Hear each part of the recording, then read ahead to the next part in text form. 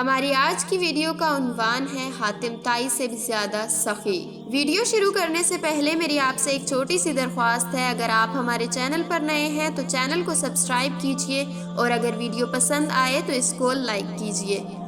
چلیے شروع کرتے ہیں اپنی آج کی انٹرسٹنگ سی ویڈیو کو۔ ایک آدمی نے حاتم تائی سے پوچھا، اے حاتم، کیا سخاوت میں کوئی تجھ سے آگے بڑھا ہے؟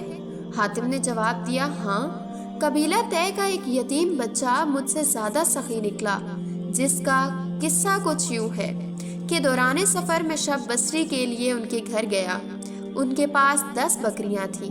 اس نے ایک ذبح کی، اس کا گوشت تیار کیا اور کھانے کے لیے مجھے پیش کر دیا۔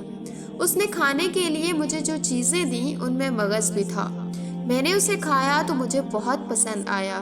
میں نے کہا، واہ سبحان اللہ، کیا خوب ذائقہ ہے۔ یتیم بچہ فوراً باہر نکل گیا اور ایک ایک کر کے تمام بکریاں میری لا علمی میں اس نے ذبح کر ڈالی اور سب کے مغز مجھے پیش کیے۔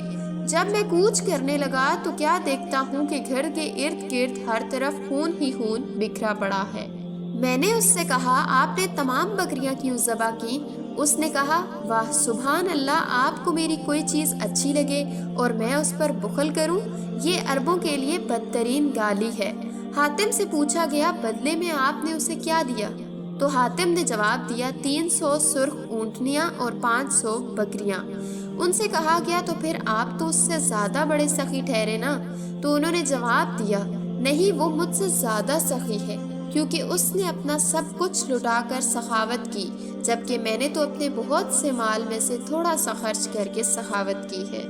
ناظرین، سخاوت کے لیے بڑی جائیدادوں کی ضرورت نہیں ہوتی، بلکہ سخاوت کے لیے ایک سخی دل کا ہونا بہت ضروری ہوتا ہے۔ اس امید کے ساتھ کہ آج کی ویڈیو آپ کو بہت زیادہ پسند آئی ہوگی، انشاءاللہ ملتے ہیں کسی اور ویڈیو میں کسی اور موضوع کے ساتھ۔